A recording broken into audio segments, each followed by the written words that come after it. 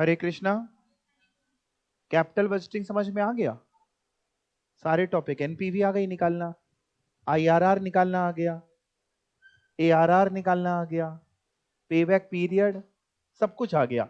और मैंने आपको बताया है कि जितना कंटेंट अपने ने कवर कर लिया है अभी तक के एग्जाम्स में, केवल इतने ही कंटेंट से आया है, आईआरआर तक से ही आया है।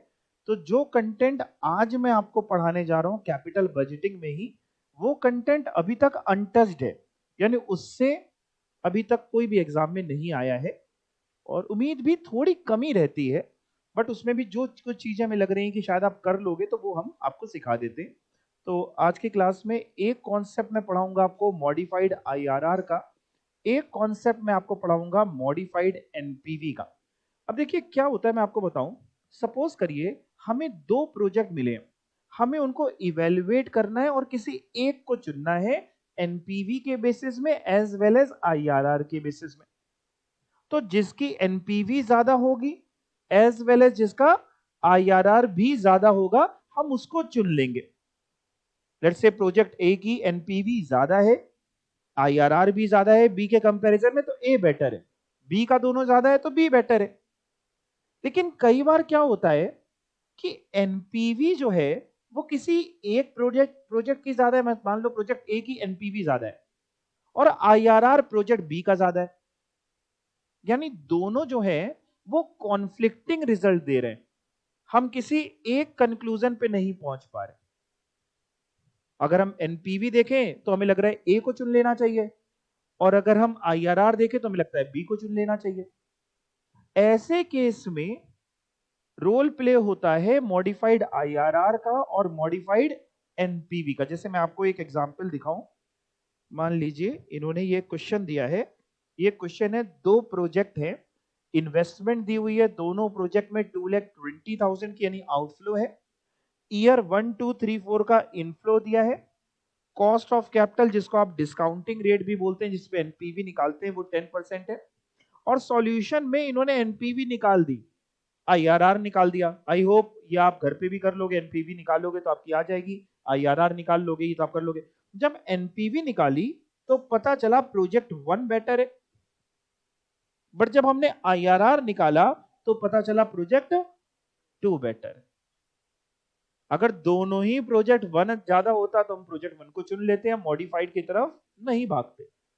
दोनों प्रोजेक्ट 2 बेटर होता तो प्रोजेक्ट 2 को चुनते, बट ये कॉन्फ्लिक्टिंग रिजल्ट है, इसलिए हमें निकालना पड़ता है modified IRR and modified NPV. समझ पा रहे हैं आप बात को? अब मॉडिफाइड आईआरआर कैसे निकलता है, क्योंकि अगर एग्जाम में आ गया मॉडिफाइड आईआरआर निकालने के लिए, तो क्या आप मॉडिफाइड आईआरआर निकाल पाएंगे? देखिए साहब, मॉडिफाइड आईआरआर 3 स्टेप में निकलेगा। पहली स्टेप में हम जो कैश आउटफ्लो है उसको प्रेजेंट वैल्यू पे लाएंगे। प्रेजेंट वैल्यू पे क्या लाएंगे? Cash outflow. आमतौर पे क्या होता है, जैसे 0 ईयर में कैश आउटफ्लो होता है ना, तो वो खुद ही प्रेजेंट वैल्यू पे होता है। मान लो 0 ईयर में 10 लाख रुपीस का आउटफ्लो है, पहली स्टेप कहती है calculate present value of cash outflow. तो अगर 10 लाख का आउटफ्लो है 0 ईयर में, तो वो खुद ही करंट ईयर है, वो खुद ही प्रेजेंट वैल्यू में 10 लाख। हाँ, ऐसा हो सकता है कि 0 ईयर में भी आउटफ्लो था, फर्स्ट ईयर में भी आउटफ्लो था, तो 0 ईयर वाला तो प्रेजेंट वैल्यू में है ही, और फर्स्ट ईयर वाले को प्रेजेंट वैल्यू में ले आएंगे। वो आपको पता है डिस्काउंटिंग फैक्टर से मल्टीप्लाई करके।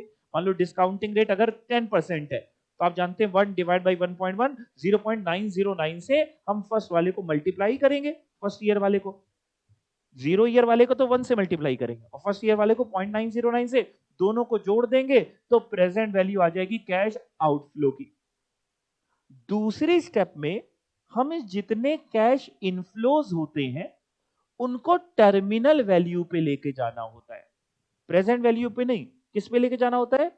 टर्मिनल वैल्यू पे। टर्मिनल मतलब एंड पे लेके जाना होता है।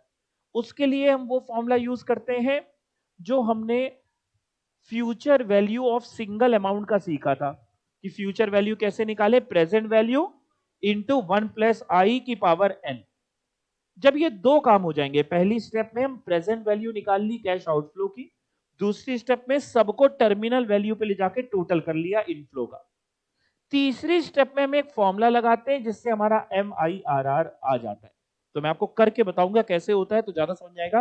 यानी पहली स्टेप में सर क्या है, कुछ नहीं, प्रेजेंट वैल्यू निकालनी है आउटफ्लो की। कॉस्ट का मतलब आउटफ्लो, आप चाहो तो अंडरलाइन करके अपनी बुक में लिख सकते हो, बाकी पूरा ये याद करने की जरूरत नहीं है, ठीक है। Present value of cash outflow निकालनी। दूसरी स्टेप में सर क्या करना है, टर्मिनल वैल्यू निकालनी है कैश इनफ्लो की, ठीक है ना। तीसरी स्टेप में मैं एक फॉर्मूला सिखाऊंगा आपको जिस फॉर्मूले की मदद से MIRR आ जाएगा। तो पहले इतना काम आपको कराता हूं, बहुत ध्यान से देखना। To illustrate calculation of MIRR, MIRR का फुल फॉर्म क्या हुआ, modified internal rate of return. Let us consider an example. Srivastava limited is evaluating a project that has the following cash flow stream associated with इट। क्या year दिए हुए 0 1 2 3 4 5 6 cash flows दिए। आप देख सकते हैं 0 ईयर में माइनस का साइन है यानी आउटफ्लो है, फर्स्ट ईयर में भी माइनस का साइन है यानी आउटफ्लो है, बाकी इनफ्लोज है। और क्वेश्चन में कॉस्ट ऑफ कैपिटल 15% है, मतलब एग्जाम में अगर MIRR के लिए आएगा तो क्वेश्चन इतना ही आएगा, बस इतना ही है, कैलकुलेट MIRR, यहां तक बाकी आंसर है। तो अब हम लोग करते हैं अपने हिसाब से, पहले मैं करूंगा फिर आपको अच्छा लगे तो कॉपी में नोट करना। स्टेप 1 में क्या करते हैं बताओ, ऊपर हेडिंग डाल लेंगे सबसे पहले कैलकुलेशन ऑफ MIRR। आप भी चाहो तो ना करते चलो, करो लिखते चलो, अच्छा साथ में लिखते चलो, कॉपी में लिखो कैलकुलेशन ऑफ MIRR, ब्रैकेट में फुल फॉर्म लिख दो modified internal rate of return. MIRR bracket में modified internal rate of return, full form लिख दिया है ना। अब नेक्स्ट लाइन लिखो MIRR will be calculated in 3 steps. MIRR will be calculated in 3 steps, 3 steps में निकलेगा, ठीक है। अब नेक्स्ट लाइन में लिखना स्टेप 1, कैलकुलेट, बताओ क्या, present value of cash outflows.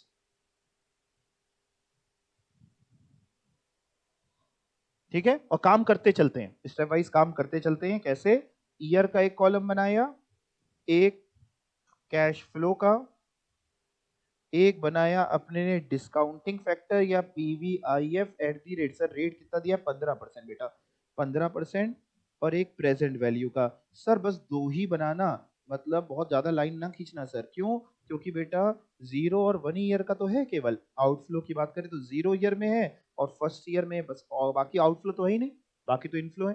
0 year और फर्स्ट ईयर कितना कितना सर आउटफ्लो है 120, या फिर इसको ब्रैकेट हटा के यहाँ ऐसा करते हैं, या कैश आउटफ्लो कर दें, आप फ्लो लिख के ब्रैकेट में भी लिख सकते हैं या डायरेक्टली हम आउटफ्लो ही ले रहे हैं तो कैश आउटफ्लो, ठीक है। 120 है और 80 है। 0 ईयर का तो डिस्काउंटिंग फैक्टर 1 होता है, ये हम सबको पता है, और फर्स्ट ईयर का 1 डिवाइडेड बाई 1.15, 1 कितना आ रहा है बेटा, हाँ चलो 3 डिजिट अगर आप कह रहे हो, चलो 3 डिजिट ले लेते हैं, 0.870, ठीक है। अब मल्टीप्लाई करें तो ये 120 हो जाता है सर, और ये 80 इंटू 0.87 69.6 हो जाता है। टोटल अगर कर देते हैं तो ये क्या आ गया, यहां लिख देंगे present value of cash outflow आ गई, कितनी आ गई 189.6, ठीक है। सबने ये कर लिया। अब हम स्टेप 2 की तरफ चलते हैं सर, ओके बेटा, स्टेप 2 की तरफ चले। ये 1 वाली डिलीट कर दे, आपने नोट कर लिया है ना, आपके पास तो हमको बता देना बाद में कितना आया था, ठीक है।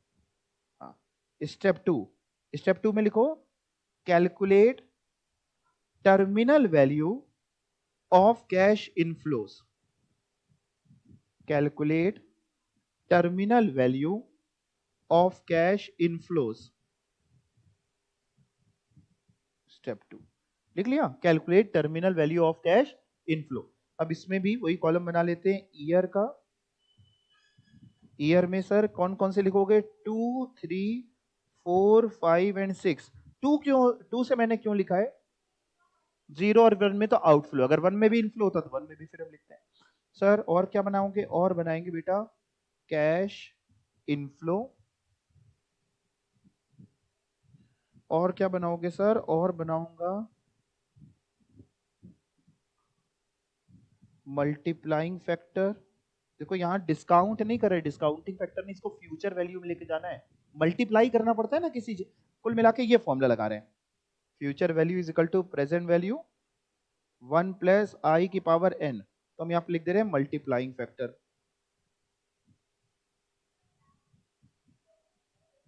हाँ 6th ईयर तक लेके जा रहे हैं। टर्मिनल मतलब कि जितने साल का क्वेश्चन है 6वें साल, तो सारे कैश इनफ्लो को 6th ईयर के एंड पे लेके जा रहे हैं, ये मतलब है टर्मिनल वैल्यू का। ठीक है, तो मल्टीप्लाइंग फैक्टर और यहाँ पे आ जाएगी आपकी फ्यूचर वैल्यू या टर्मिनल वैल्यू। टर्मिनल नाम बढ़िया है, टर्मिनल वैल्यू। ठीक है, ये कॉलम बनाइए आप भी। ईयर कैश इनफ्लो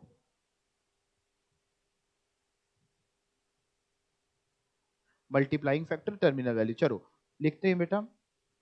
ईयर में तो लिख ही दिया है कैश इनफ्लोस 20, 60, 80, 100 एंड 120।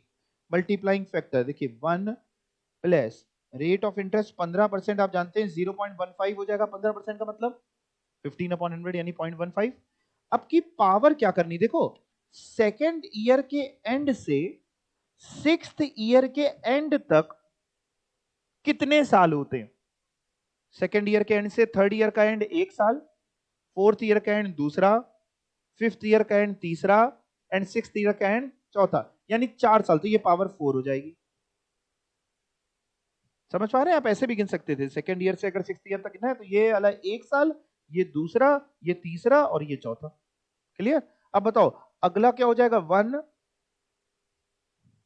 इसको ऐसे भी लिख दें क्या हम? 1.15 लिख दें तो आप समझ पाओगे। 1.15 की पावर बताओ क्या हो जाएगी? 3। फिर हो जाएगी 1.15 की पावर 2, फिर हो जाएगी 1.15 की पावर 1 और आखिरी वाली हो जाएगी 1.15 की पावर 0।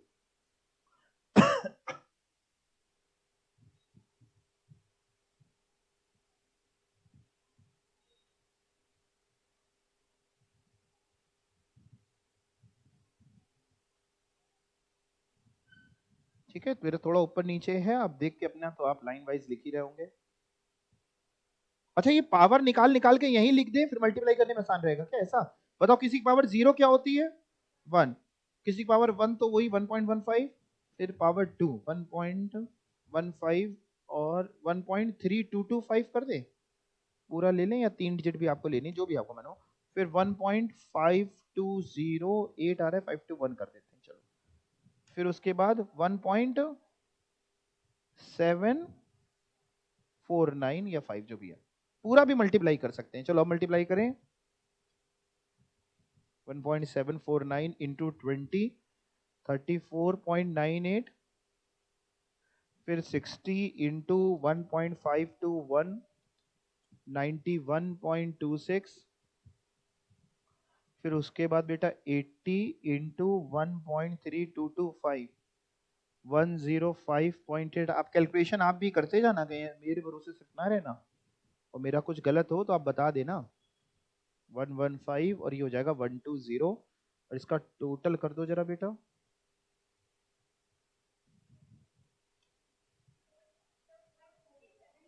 एक बार हम भी कर लें फिर, है ना?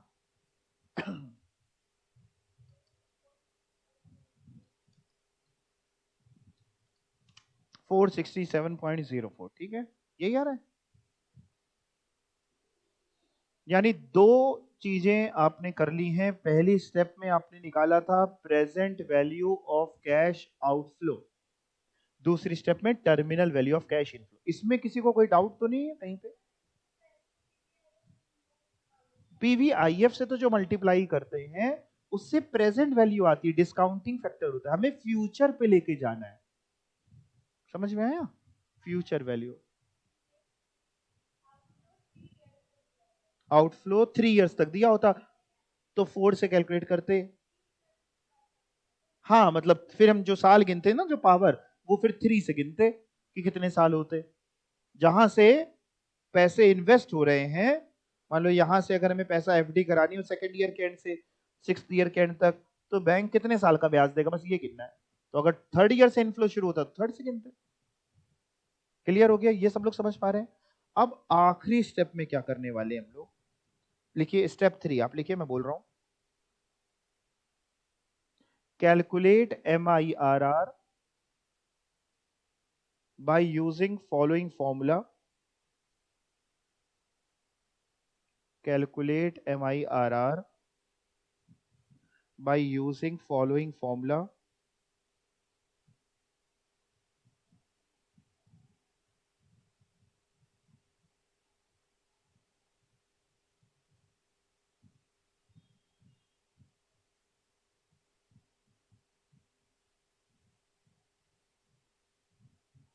बोले, लिख देते हैं ना। तो स्टेप 3 MIRR आप निकाल रहे हैं, कैसे निकाल रहे हैं, आइए लिखिएगा 1 प्लस MIRR की power n is equal to terminal value of cash inflows upon present value of cash outflows. MIRR का फॉर्मूला है 1 प्लस MIRR की power n is equal to, ये जो दो चीजें आपने निकाली थी, स्टेप 2 अपॉन स्टेप 1, ये डिवाइड में क्या है, स्टेप 2 अपॉन स्टेप 1। ठीक है, आओ सॉल्व करें इसको।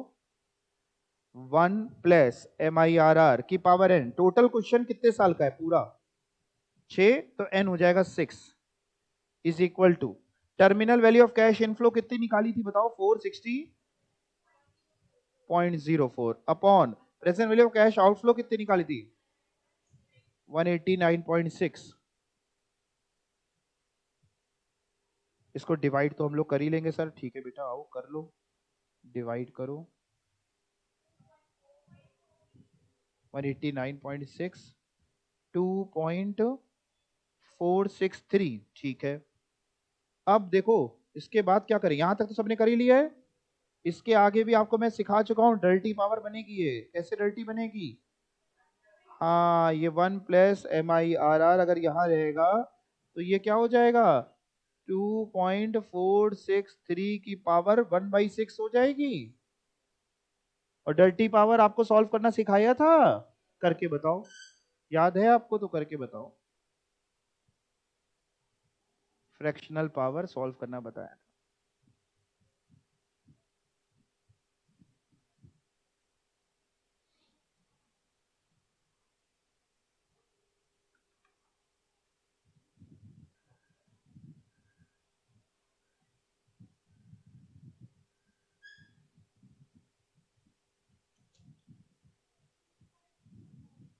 हाँ, मतलब एक स्टेप और लिख देते हैं यहाँ पे, काम करते हैं ना, एक स्टेप इसको ऐसे लिख देते हैं, MIRR इज इक्वल टू 2.463 की पावर 1/6 -1, तो MIRR is equal to 16.2, okay, तो 16.2%, बस आंसर हो गया खत्म। इतना आपको करके दिखाना है एग्जाम में। डर्टी पावर को सॉल्व कैसे करते हैं वो हमने आपको बताया था, एग्जाम में लिखने की जरूरत नहीं है, वो हमारे और आपके बीच का सीक्रेट का, ठीक है।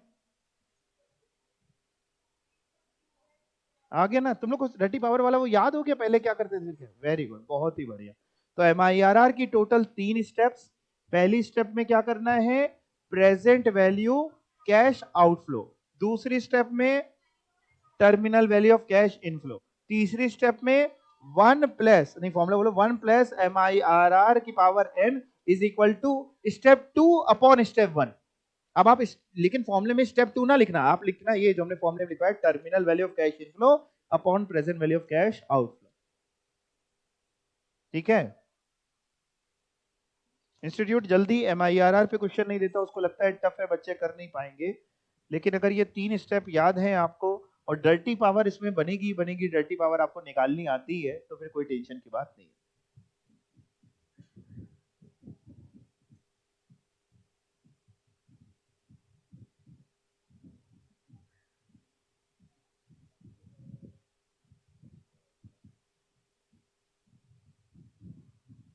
यहां तक कोई डाउट है? किसी को कुछ पूछना चाहते हैं? नहीं? ओके। तो ये हम लोग बेसिकली कब करते हैं सर? जब कॉन्फ्लिक्ट होता है बेटा। किसके किसके बीच में कॉन्फ्लिक्ट होता है? एनपीवी में एंड आईआरआर में अगर कॉन्फ्लिक्ट है तो हमें कुछ करना पड़ता है। अच्छा, ये जो कॉन्फ्लिक्ट होता है ना एनपीवी में एंड आईआरआर में, इसके तीन में से कोई कारण हो सकते हैं, तीन में से कोई एक कारण हो सकता है। एक कारण हो सकता है टाइम डिस्पैरिटी का, एक कारण हो सकता है साइज डिस्पैरिटी का, एक कारण हो सकता है लाइफ डिस्पैरिटी का। अब मैं कहना क्या चाहता हूं सुनो पहले। जैसे मान लो एक प्रोजेक्ट में इनिशियल ईयर्स में कैश इनफ्लो ज्यादा आ रहे हैं एंड लेटर ईयर्स में कैश इनफ्लोस कम आ रहे हैं। दूसरे प्रोजेक्ट में जस्ट वाइस वर्सा है कि इनिशियल ईयर्स में कैश इनफ्लोस कम है एंड लेटर ईयर्स में कैश इनफ्लोस ज्यादा है, जिसकी वजह से हो सकता है कि एनपीवी का रिजल्ट एंड आईआरआर के रिजल्ट में कॉन्फ्लिक्ट हो। ऐसे कॉन्फ्लिक्ट को हम टाइम डिस्पैरिटी कहते हैं। टाइम डिस्पैरिटी की वजह से ये कॉन्फ्लिक्ट है। जैसे डॉक्टर के पास जब कोई इंसान जाता है तो जैसी बीमारी होती है उसके हिसाब से वो दवाई देता है। बुखार होगा तो अलग देगा, सर में दर्द है तो अलग देगा, है ना, घुटने में दर्द है तो अलग देगा। आप समझ रहे हैं? वैसे यहां तीन बीमारियां हैं, या तो टाइम डिस्पैरिटी की बीमारी होगी, या साइज डिस्पैरिटी की बीमारी होगी, या लाइफ डिस्पैरिटी। बीमार तो वो है, कॉन्फ्लिक्टिंग रिजल्ट है, बीमार है। अब हम उसकी बीमारी की तह तक जा रहे कि बीमारी क्यों हो गई उसको। अगर बीमारी ना होती, बीमारी कब नहीं होती? जब एनपीवी और आईआरआर कॉन्फ्लिक्टिंग रिजल्ट ना देते तो कोई बीमारी नहीं, लेकिन कॉन्फ्लिक्टिंग रिजल्ट दिया, बीमारी है। बीमारी में आमतौर में तीन में से एक बीमारी होती है, टाइम, साइज, लाइफ। टाइम का मतलब आप समझ पा रहे हैं कि एक प्रोजेक्ट में इनिशियल ईयर्स में कैश इनफ्लो ज्यादा है और लेटर ईयर्स में कम है, दूसरे में जस्ट उल्टा है। साइज डिस्पैरिटी क्या होती है वो भी सुनो। जैसे मान लो हमें एनपीवी के बेसिस पे डिसीजन लेना है। मान लो दो प्रोजेक्ट हैं, एक प्रोजेक्ट की एनपीवी आ रही है 1 लाख, दूसरे प्रोजेक्ट की एनपीवी आ रही है 1,20,000। क्या लगता है आपको कौन सा प्रोजेक्ट चुनना चाहिए सिर्फ एनपीवी के बेसिस पे? सेकंड वाला। लेकिन जब हमने और तह तक जाके देखा तो हमें पता चला कि जो ये 1 लाख वाला है, इसमें आज जो इन्वेस्टमेंट है, जो आउटफ्लो है, जो पैसों की रिक्वायरमेंट है, वो 1 करोड़ रुपए की रिक्वायरमेंट है। आउटफ्लो 1 करोड़ का है। और ये जो दूसरा वाला है, इसमें आउटफ्लो है 10 करोड़ का। यानी पहले वाले में जब 1 करोड़ लगाएंगे तो 1 लाख कमाएंगे, दूसरे वाले में 10 करोड़ लगाएंगे तो 1,20,000 कमाएंगे। तो अगर ब्लाइंडली बात करें तो एनपीवी दूसरे की ज्यादा है, बट अगर हम थोड़ा सा रियलिस्टिक बात करें, लॉजिकली बात करें, तो सेकंड वाला बेकार है, क्योंकि उसमें इन्वेस्टमेंट कितनी ज्यादा है। यानी जब इन्वेस्टमेंट्स में फर्क होता है उसको हम कहते हैं साइज डिस्पैरिटी। दो प्रोजेक्ट्स, दोनों के इन्वेस्टमेंट के क्वांटम में, अमाउंट में काफी फर्क था, जिसकी वजह से एनपीवी और आईआरआर कॉन्फ्लिक्ट रिजल्ट देने लगे, कॉन्फ्लिक्टिंग रिजल्ट देने लगे। तो वो डिस्पैरिटी कहलाती है size disparity. Size means amount of outflow. और तीसरी डिस्पैरिटी होती है लाइफ डिस्पैरिटी। लाइफ डिस्पैरिटी तो नाम से ही समझ में आ रहा है कि एक प्रोजेक्ट की लेट्स से लाइफ है 5 साल की, दूसरे प्रोजेक्ट की लाइफ है 6 साल, 7 साल, 8 साल की, 10 साल की, कुछ भी, जिसकी वजह से दोनों में अंतर आ रहा है। तो तीन चीजें, तीन बीमारियां, उनके हिसाब से उसकी दवाई होगी। सारी बीमारी में एक दवाई तो नहीं, होम्योपैथिक तो है नहीं कि एक ही जैसी लगती हो, अलग अलग होगी, है ना। एलोपैथिक बात करें हम लोग, आओ देखते हैं जरा क्या बीमारियां हैं, पहले बीमारियां पढ़ते हैं जरा, कहां लिखा है sir? In case of mutually exclusive project. अब म्यूचुअली एक्सक्लूसिव प्रोजेक्ट समझते हैं? म्यूचुअली एक्सक्लूसिव मतलब एक को चुनेंगे तो दूसरे को नहीं चुनेंगे। जैसे शादी जो होती है वो म्यूचुअली एक्सक्लूसिव प्रोजेक्ट होता है। मतलब आपके सामने जब आपकी शादी की एज आएगी तो बहुत सारे वर और वधु होंगे, आपको सारे अच्छे लगे, सबसे थोड़ी ना शादी कर लोगे, किसी एक से करोगे, वो है म्यूचुअली एक्सक्लूसिव प्रोजेक्ट। समझ पा रहे हैं बात को? तो in case of mutually exclusive project, आप जब जल्दी भूलेंगे नहीं इसको, financial appraisal using NPV and IRR में प्रोवाइड कॉन्फ्लिक्टिंग रिजल्ट। हो सकता है दोनों को यूज करके हमने जब देखा तो कॉन्फ्लिक्टिंग रिजल्ट आ रहा है। The reasons for such conflict may be attributed to maybe difference in timing, that is pattern of cash inflows, जिसको हम क्या बोल रहे हैं? Time disparity. दूसरा कारण हो सकता है difference in their amount of investment, size disparity. और तीसरा difference in the life, that is life disparity. तो एक एक करके पढ़ते हैं सर। सबसे पहले अगर टाइम डिस्पैरिटी की वजह से कॉन्फ्लिक्ट होगा तो क्या करेंगे, तो यही करेंगे, मॉडिफाइड एनपीवी और मॉडिफाइड आईआरआर निकालेंगे, दोनों चीजें निकालेंगे। क्या? Modified NPV, modified IRR. और जब हम दोनों निकालेंगे तो हम चेक करेंगे कि मॉडिफाइड एनपीवी और मॉडिफाइड आईआरआर अब कॉन्फ्लिक्टिंग रिजल्ट नहीं दे रहे। दोनों में से एक ही प्रोजेक्ट की मॉडिफाइड एनपीवी ज्यादा होगी और उसी प्रोजेक्ट का मॉडिफाइड आईआरआर ज्यादा होगा। जैसे मैं आपको एग्जांपल पे लेके चलता हूं, यही वाले एग्जांपल पे। इस एग्जांपल में अगर आप ध्यान से देखते हैं तो साइज डिस्पैरिटी नहीं है। कैसे पता चल रहा है सर साइज डिस्पैरिटी नहीं है? क्योंकि इन्वेस्टमेंट सेम है। तो सर इन्वेस्टमेंट एग्जैक्टली सेम होगी? नहीं, ऐसा नहीं है। बहुत भयानक होगा तब हम उसको कहते हैं साइज डिस्पैरिटी। तो यहां तो इन्होंने जानबूझ करके सेम ही रखा है कि साइज डिस्पैरिटी नहीं है। लाइफ डिस्पैरिटी भी नहीं दिख रही है, ईयर्स भी सेम है, बट साहब टाइम डिस्पैरिटी है। टाइम डिस्पैरिटी कैसे है सर? आप प्रोजेक्ट 1 में देखें, इनिशियल ईयर में कम कैश इनफ्लोज है और लेटर ईयर में धीमे धीमे करके बढ़ना है। प्रोजेक्ट 2 में उल्टा है, इनिशियल ईयर में ज्यादा इनफ्लोज है, बाद में कम हो रहा है, जिसकी वजह से जब हमने एनपीवी और आईआरआर निकाला, अगर एक ही का ज्यादा आ जाता, मान लो 1 का दोनों चीजें ज्यादा आ जाती, तो हम कोई डिस्पैरिटी कहते ही नहीं। आप समझ रहे हैं? पक्का समझ पा रहे हैं? मान लो किसी का एक्सरे हुआ, दिख रहा है हड्डी टूटी हुई है, लेकिन वो दौड़ रहा है, कर हमें कोई दर्द नहीं है, काहे का कुछ करने की जरूरत ही नहीं, बचपन ऐसे ही रहा उसको। बीमारी होने के बाद बीमारी, कितने लोगों को किडनी में स्टोन होता है पता ही नहीं चलता कभी जीवन में।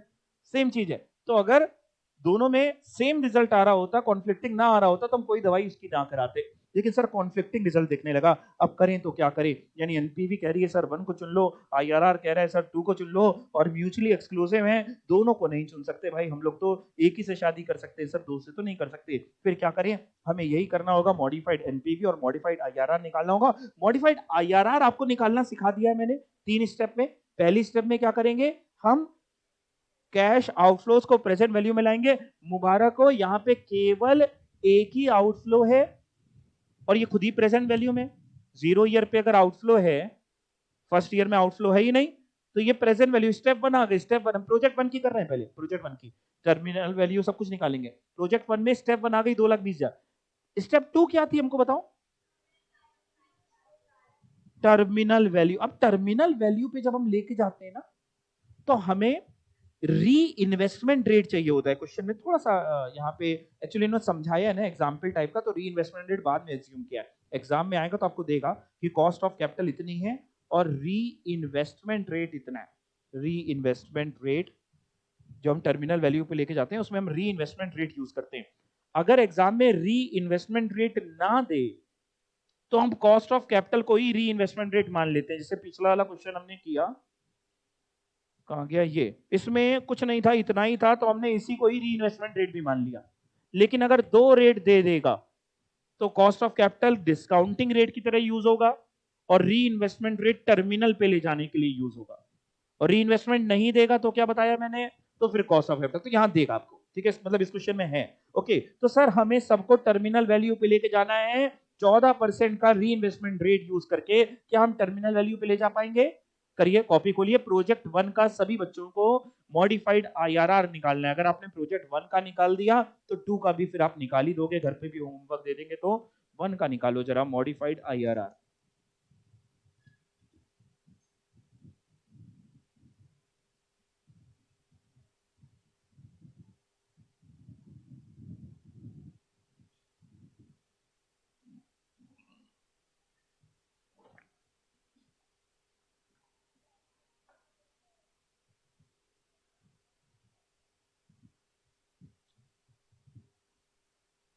ऑनलाइन स्टूडेंट्स आप लोग कर रहे हैं साथ में? आ रहा है मनोज? आ रहा है बेटा?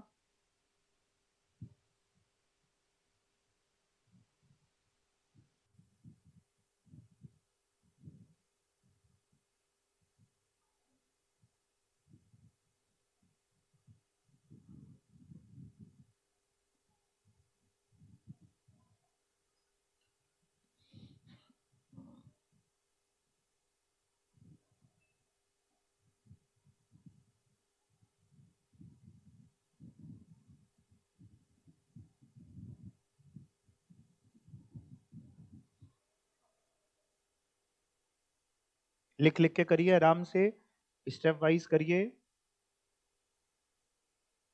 स्टेप 2 निकाल दीजिए, फिर स्टेप 3 में मैं फिर अगर आप कहेंगे तो हेल्प कर दूंगा। टर्मिनल वैल्यू पहले सभी लोग निकाल दो।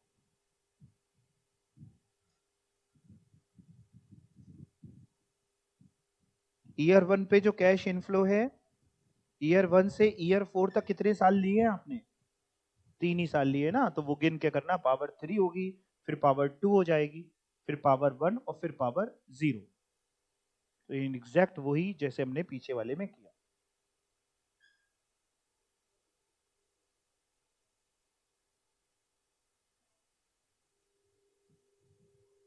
और जिस बच्चे को अगर किसी को कुछ भी ना समझ में आ रहा हो कि ये सब क्या चल रहा है, हम काहे पैदा हो गए, तो बिल्कुल परेशान ना होए, आपने गलती नहीं करी है, आप ये टॉपिक स्किप कर सकते हैं। ये सिर्फ उन बच्चों के लिए जिनको कुछ भी ना समझ में आ रहा हो।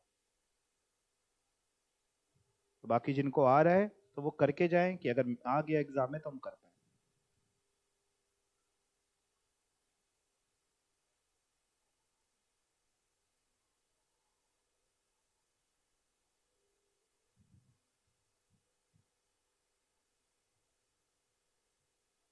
मेरे हिसाब से तो एग्जीक्यूटिव के लेवल पे ये टॉपिक्स इंस्टीट्यूट को कवर ही नहीं करने चाहिए थे। ये एग्जीक्यूटिव के लेवल पे होते ही नहीं है।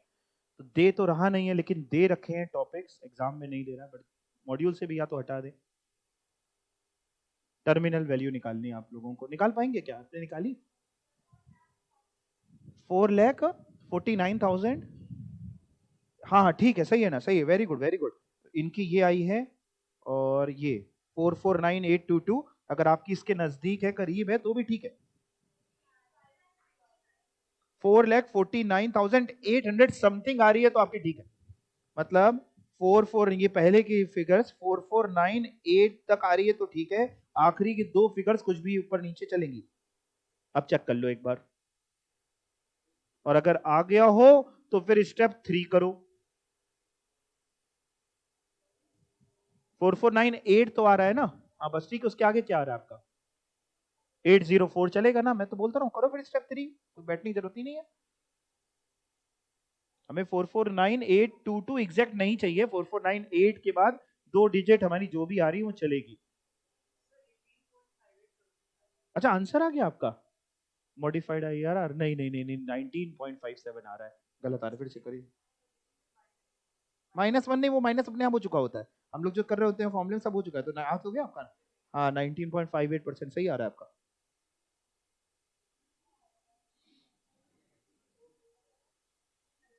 हम लोग जो फॉर्मूला यूज कर रहे हैं ना, उसमें ऑलरेडी हम सब माइनस माइनस कर चुके होते हैं, तो जो आता है डायरेक्टली पका पका है, बिल्कुल खाना आ जाता है उसमें।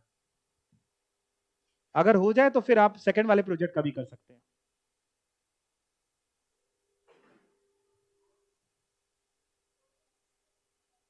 Okay good Manoj, very good, करिए फिर। ठीक है, 449,884, ठीक है, सही है, चलो। 449,852 भी ठीक है, 8 के बाद दो डिजिट जो भी आ रही है तुम्हारी, ठीक आ रही है।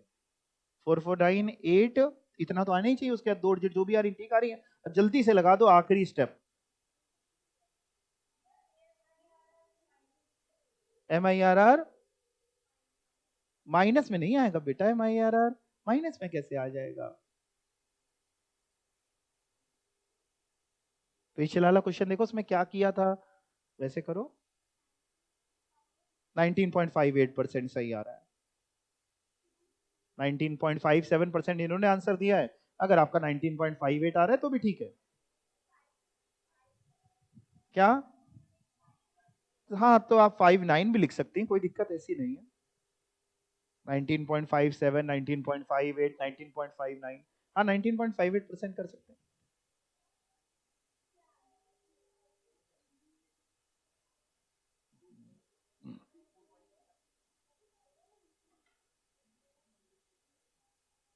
क्या हुआ? आपका आंसर नहीं आ रहा? अच्छा आप हेल्प कर रहे हैं इनकी, कर दीजिए कर दीजिए।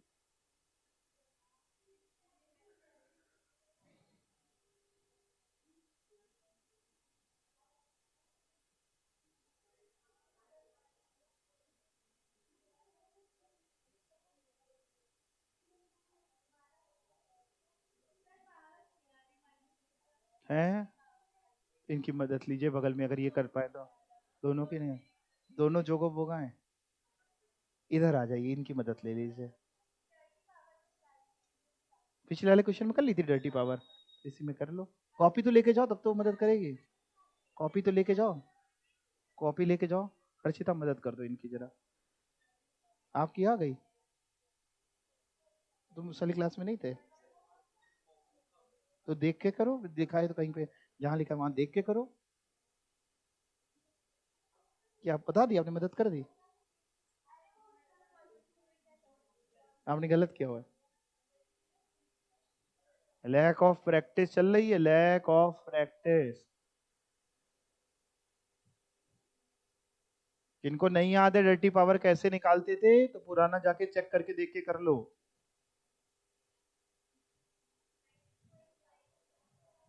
%19.59 आ गया, सही है, लिख दो। हाँ ठीक है,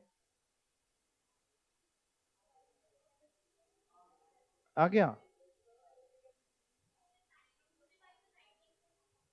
19.44 दूसरे वाले का, इनका 32 है। एक दो बच्चे और निकाल दे तो हम समझ जाएंगे कि ठीक आ रहा है आपका। आपका टर्मिनल वैल्यू यही आई थी 447822। हाँ ठीक है, तो फिर ठीक है आपका, या फिर एक बार अपनी चेक कर लीजिए और कैलकुलेशन एक बार और मिला लीजिए। जल्दी करो, 1 वाला, 2 वाला करो। मॉडिफाइड आईआरआर दूसरे प्रोजेक्ट का निकालो। स्टेप 1 लिखने की जरूरत ही नहीं, हाथों के स्टेप 1 लिखना हो तो ऐसे लिख सकते हैं। Step 1 present value of cash outflow is equal to कितना दिया है, 2,20,000 तक ना, बस 2,20,000 खत्म। हाँ ठीक है, सही है, 19.59 सही है।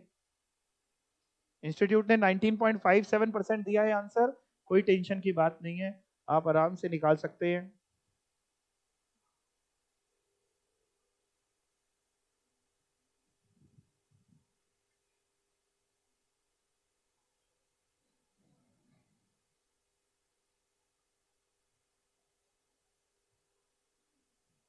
अच्छा, आपने कहावत सुनी होगी, इधर एक मिनट सभी लोग देखो ना प्लीज।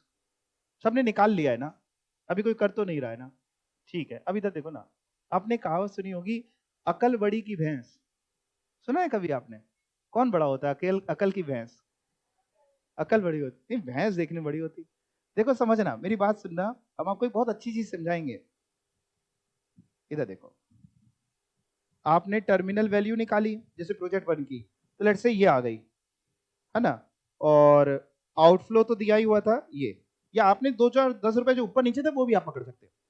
अब हम जो समझाने जा रहे हैं वो देखो, आपने फिर फॉर्मूला लगाया, आपने क्या किया, 1 प्लस MIRR की पावर 4। 4 ली ना? 4 क्यों ली? 4 साल थे, ठीक है, पिछले में 6 थे, इज इक्वल टू क्या किया, 449,822, या जो भी आपका आया था, जरूर नहीं कि आप 822 ले, अपॉन क्या किया। अच्छा, फिर क्या किया आपने, इसको डिवाइड किया, देखते जाना आपको समझ में आएगा अकल बड़ी होती कि भैंस, फिर बताना, ठीक है। फिर क्या किया आपने, इसको डिवाइड कर दिया, 449,822 अपॉन 2,20,000, तो ये जो भी आया आपका 2.044। अभी मैं लिखा रहने दे रहा हूं कैलकुलेटर में, छोड़ नहीं रहा हूं उसको, जो कैलकुलेटर में लिखा है उसको जीरो नहीं कर रहा हूं। फिर क्या हुआ, उसको ऐसे भागो नहीं तुम।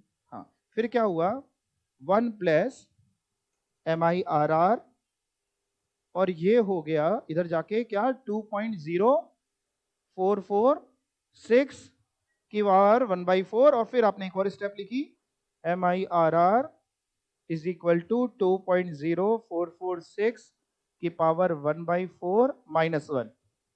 इतना किया आपने, और उसके बाद आप निकल पड़े वो डर्टी पावर निकालने के लिए। सुनो, देखो अकल बड़ी होती है अगर लगाई जाए तो, नहीं तो वैसे तो वैसी बड़ी है। जब 1/4 है तो 2 बार अंडर रूट करके हो जाएगा ना।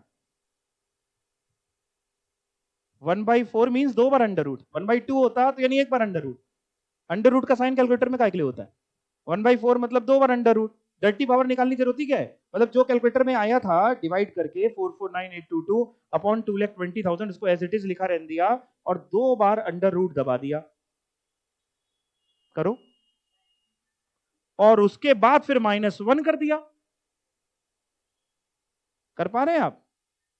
4 मैं फिर से बोल रहा हूं, 449,822 divide by 2,20,000 is equal to का साइन दबाया, 2 बार अंडर रूट दबाया, -1 किया, और जो आया परसेंटेज में चाहिए इंटू 100 कर दिया। कौन बड़ा, अकल की भैंस? अरे भाई तुम यही रहो।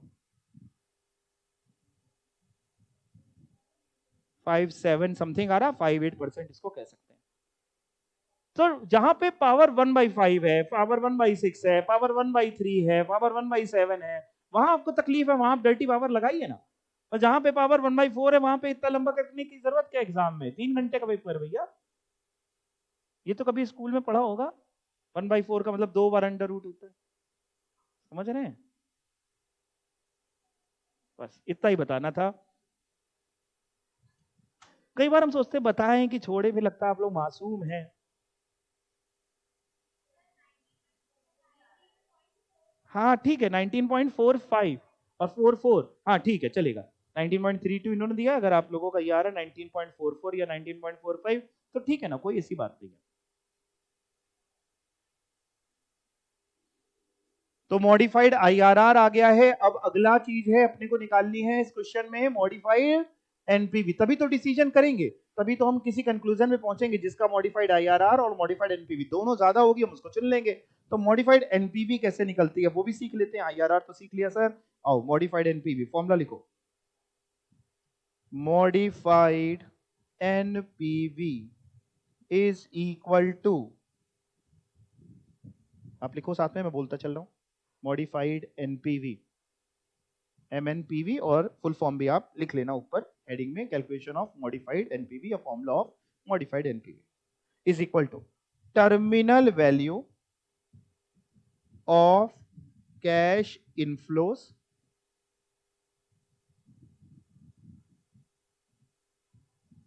Terminal value of cash inflows into present value factor for last year, nth year भी इसको आप कह सकते हैं, फॉर nth ईयर कर देते हैं। चलो अभी समझाऊंगा इसका मतलब। माइनस, ये ब्रैकेट बंद करके, minus present value of cash outflow, terminal value of cash inflows into present value factor for nth year. ठीक है, कर लिया इतना, minus present value of cash outflow. चलो सॉल्व करते हैं इसको, मैं कराता हूं आपको। Modified NPV is equal to, जैसे कौन से प्रोजेक्ट का करें, प्रोजेक्ट 1 का करें पहले। प्रोजेक्ट 1, आपने टर्मिनल वैल्यू तो निकाली थी, तो वही यूज हो जाएगी। टर्मिनल वैल्यू कितनी निकाली थी हमको बताओ ना। 449822 जो हमारे पास मॉड्यूल में दिखी है वो लिख दे रहा, आपको जो आई थी आप अपनी लिखना, ठीक है। इनटू कुछ करना है और माइनस में क्या करना है बताओ, present value of cash outflow भी आपको बताइए, 2,20,000। ये काम तो सर हम कर लेंगे, इतने में तो कोई दिक्कत ही नहीं है। Present value of cash outflow जो मॉडिफाइड आईआरआर का पहला स्टेप था, वो टर्मिनल वैल्यू जो दूसरा स्टेप था। इसमें क्या फिट करना है सुनो ना, हमको ये बताओ इस क्वेश्चन में कॉस्ट ऑफ कैपिटल कितनी है, डिस्काउंटिंग रेट जिसको कहते हैं, cost of capital discounting rate 10%, और लाइफ कितनी है 4 ईयर, nth ईयर मतलब चौथा साल, चौथे साल का डिस्काउंटिंग फैक्टर से मल्टीप्लाई करना है, 4th ईयर के डिस्काउंटिंग फैक्टर से। पीवीआईएफ से मल्टीप्लाई करना है, पीवीआईएफ ए से मल्टीप्लाई नहीं करना है। किससे मल्टीप्लाई करना है आपको, पीवीआईएफ और ए में अंतर क्या है, आईएफ ए होता है जब जीटी भी दबा दो, जीटी नहीं दबाना यानी। तो चलो 4th ईयर का सर कैसे निकालेंगे, 1 निकाल लिया आपने, हाँ ठीक है, मैं बता देता हूं जिन बच्चों को नहीं आता, वैसे तो आ गया अभी तक, इतना सब समझा चुके हैं। 1 डिवाइड बाई 1.1 4 बार इज इक्वल टू 1 2 3 4, 0.683 कर दे। चलो 0.683 से इसको मल्टीप्लाई करिए और आंसर निकालिए, हम भी निकाल लेते हैं। 0.683 मल्टीप्लाई 449822, या जो आपने लिया आप उससे मल्टीप्लाई करिएगा, माइनस 2,20,000। तो ये मॉडिफाइड एनपीवी ऑफ प्रोजेक्ट 1, ये बता देना कौन से प्रोजेक्ट की आई है, ये ₹87,228 आ रही है मेरी। पॉइंट में मैंने इग्नोर कर दिया, 0.426 भी आ रहा था, मैंने छोड़ दिया उसको। आप लेना चाहें तो पॉइंट ले सकते हैं, कोई ऐसी बात नहीं है। अब बताओ आप मॉडिफाइड एनपीवी प्रोजेक्ट 2 की निकाल पाओगे, निकालो। आपकी हो सकता है 87,228 ना आई हो, 2-4-10 रुपए ऊपर नीचे आया हो, क्योंकि आपने वो फिगर 87216 जो भी आ रही है आपकी चलेगी, 872 तक होना चाहिए, आखिरी दो डिजिट जो भी चेंज हो रही है कोई बात नहीं।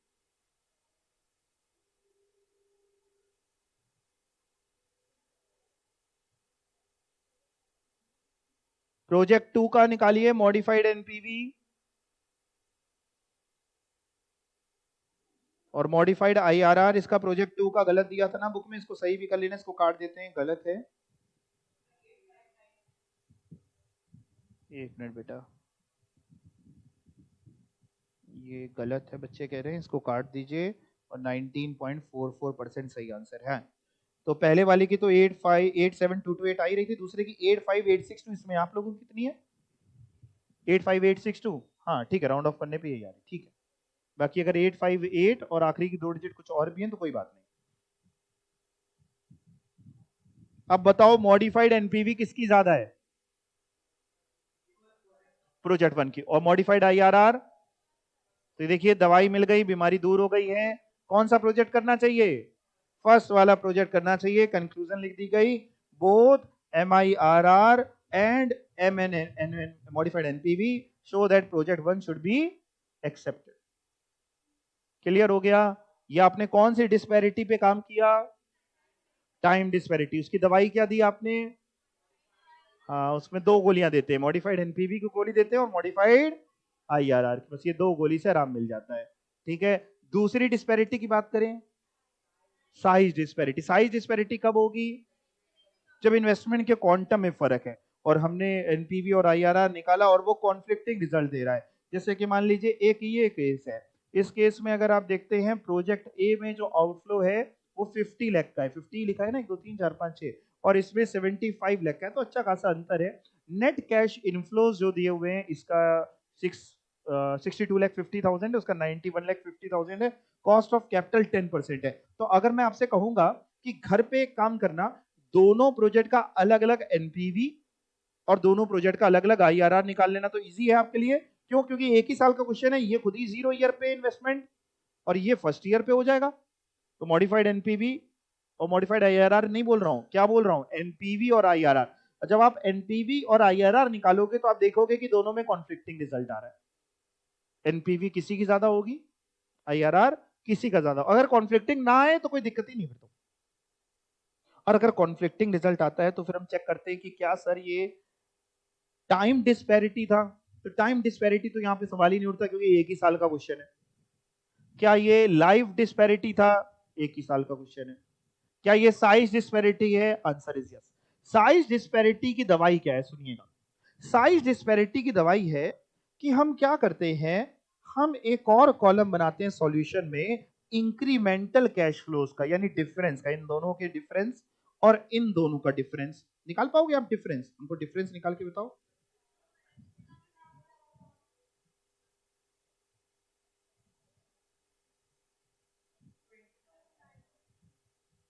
कितना ये आ रहा है? 220, कॉमा लगा दे तो पढ़ने में, 25 लाख ये और 29 लाख ये, इतना आ रहा है। अब सुनो इधर देखो, पढ़ो ये। At first NPV and IRR of projects are calculated, वो आप घर पे करोगे। और कह रहे हैं हमने ये जब कैलकुलेट किया तो हमने ये पाया कि NPV of project A is less than NPV of project B and whereas IRR of project A is higher than IRR of project B, यानी कॉन्फ्लिक्टिंग रिजल्ट है। The above result indicate that there is a conflict in ranking of the projects under NPV and IRR. Such conflict is mainly due to difference in initial investment of the project. Bracket में आप लेकिन जब लिखना तो आप लिखना that is size disparity. And it can be resolved कैसे? Using incremental approach. और कैसे incremental? यानी differential cash outflows निकाला, इतना आया, differential net cash inflow निकाला, इतना आया। जब इतना करने के लिया तो उसके बाद क्या करते हैं? उसके बाद हम इन ये जो डेटा है ना, ये अब हमारे ये क्वेश्चन बन गया डिफरेंस वाला, इस डेटा का आईआरआर निकालते हैं।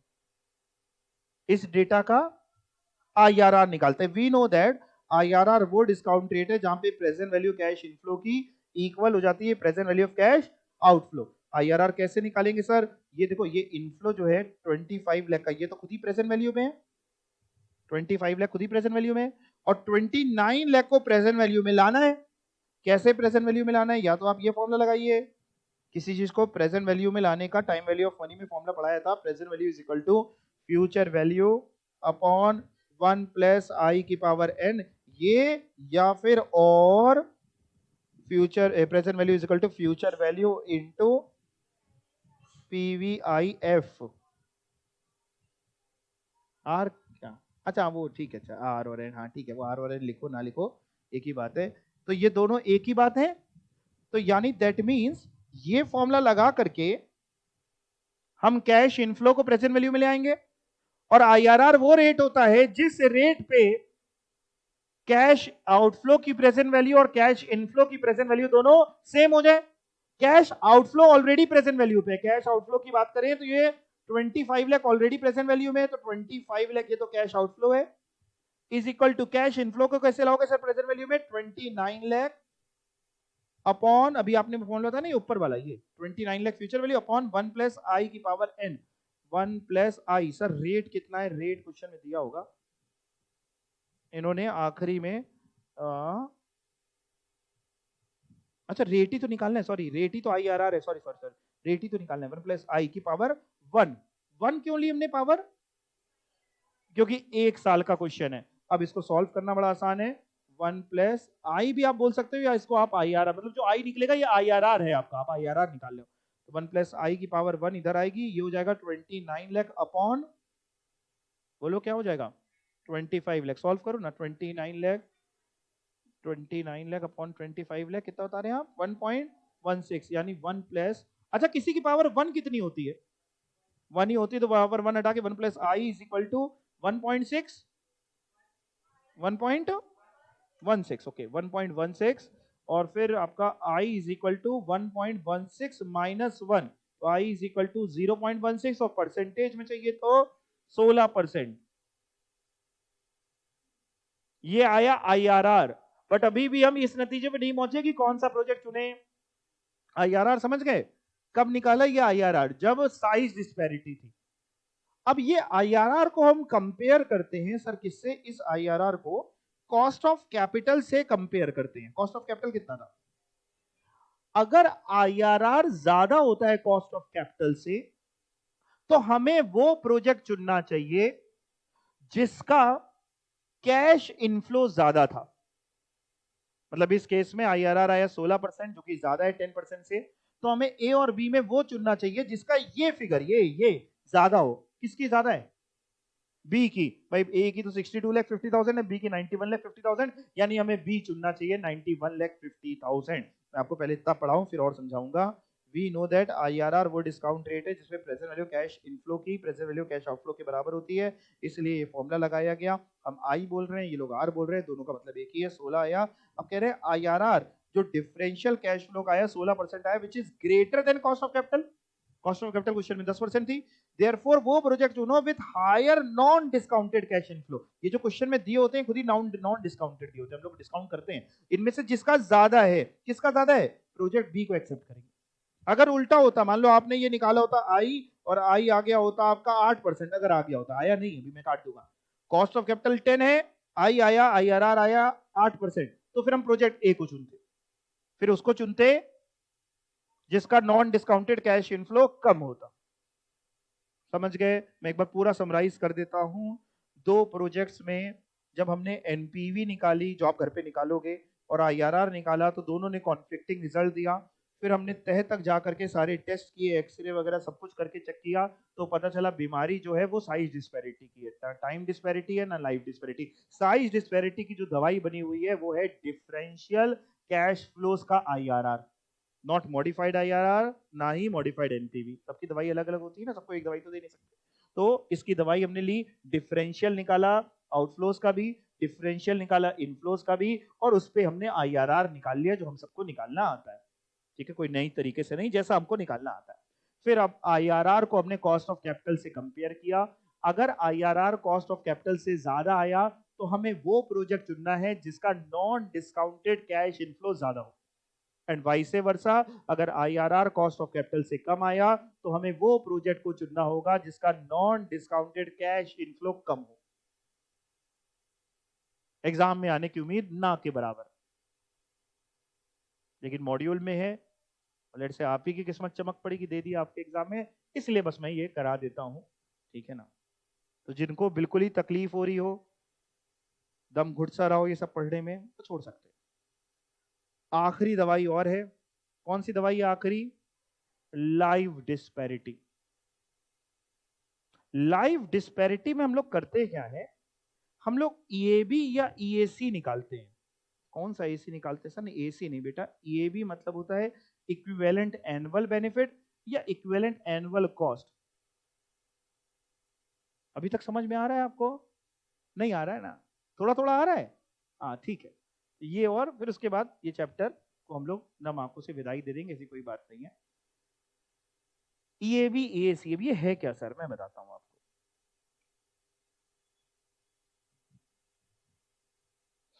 मान लो दो प्रोजेक्ट्स हैं, एक प्रोजेक्ट 1 है, एक प्रोजेक्ट 2 है, दोनों में लाइव डिस्पैरिटी है 1 2 3 4 5 6 7 8।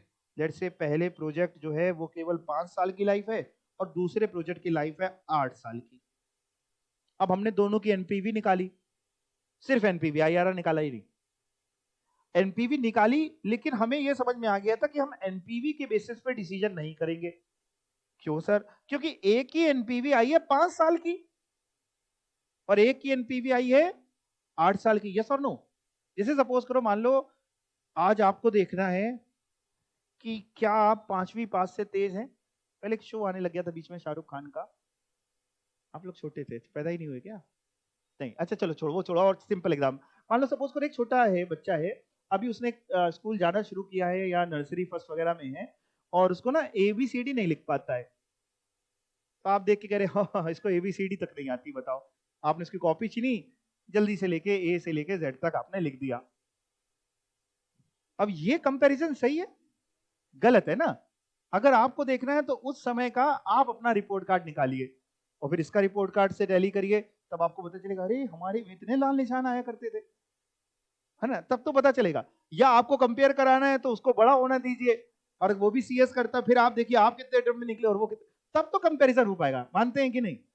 है ना? सेम टाइम फ्रेम पे। वैसे ही बात करते हैं कि सपोज करिए दो अलग अलग प्रोजेक्ट्स हैं जिनकी अलग अलग लाइफ है। हमने एक की एनपीवी निकाली 1 लाख आई, दूसरे की एनपीवी निकाली 1.5 लाख आई। हम कह रहे हैं भैया 1.5 लाख वाला चुन लो, तो ये गलती होगी। क्यों? क्योंकि दूसरे की लाइफ अलग थी। या तो लाइफ सेम होती तो हम कहते हैं ज्यादा एनपीवी वाला चुन लो। जैसे मान लीजिए मार्केट में आप एसी खरीदने गए, ठीक है, एक आपने देखा ब्रांडेड एसी था 1 लाख रुपए का, वो कह रहा है सर 10 साल चल जाएगा। दूसरा आपने एसी देखा केवल 20,000 रुपए का है, वो कह रहा है सर चल जाए तो चांद तक, ना चले तो शाम तक, आपकी मर्जी है। अब आप समझने की कोशिश करें, लेट से आपने फिर भी निकाला, आपने लोगों से पूछा, उसने कहा ये जो 20,000 वाला है ये 3 साल तो चली जाता है। अब आप सोच रहे हैं हम कौन सा लें कौन सा ना लें? दोनों का काम एक ही, दोनों वही ठंडी हवा देने वाले हैं, एक ही जैसी देते मान लो।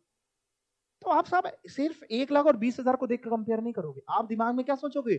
लाइव भी सोचोगे और उसका पर ईयर की कॉस्ट निकालोगे। और एक लेमैन कैसे पर ईयर की कॉस्ट निकालेगा? ज्यादा पढ़ा लिखा जो नहीं होगा वो क्या करेगा कि 1 लाख 10 साल की है तो मोटा मोटा 1 लाख डिवाइड बाई 10, 10,000, और 20,000 3 को उठा 4 कर देते, कैलकुलेटर ना उठाना पड़े, 20,000 डिवाइड बाई 4, 5,000 रुपए पर साल, तो ये वाली सस्ती है। समझ पा रहे हैं? कॉस्ट को देख के कौन सा वाला लेगा, जो सस्ता होगा कि जो महंगा होगा? जो सस्ता। इसको हम कहते हैं इक्विवेलेंट एनुअल कॉस्ट, एनुअल सालाना।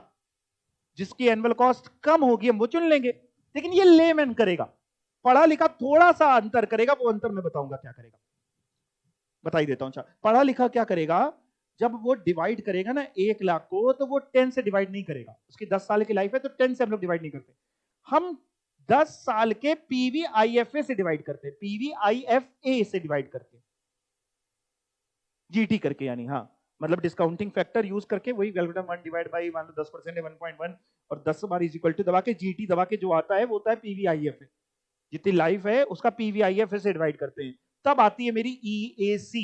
EAC क्या हुआ? Equivalent annual cost. बोलो। दूसरे वाले में हमने 20,000 उठाया, डिवाइड बाई, जैसे 4 साल की लाइफ है तो हमने 4 से नहीं डिवाइड किया, हमने PVIFA 4 साल का लिया, PVIFA 4 साल का। फिर देखा जिसका EAC कम था हमने उसको चुन लिया, समझ पा रहे हैं? जैसे हमें जनरेटर खरीदना है, अब जनरेटर जेनसेट जो है, दोनों ही सूरतों में, चाहे हम ए खरीदें चाहे बी खरीदें, दोनों का काम एक ही है कि लाइट जाएगी तो वो पावर बैकअप का यूज होएगा। दोनों एक ही तरीके से तो रोशनी देंगे, ऐसा तो है नहीं कि पहले वाले में बल्ब ऐसे से जलेगा दूसरे में ऐसे जल जाएगा।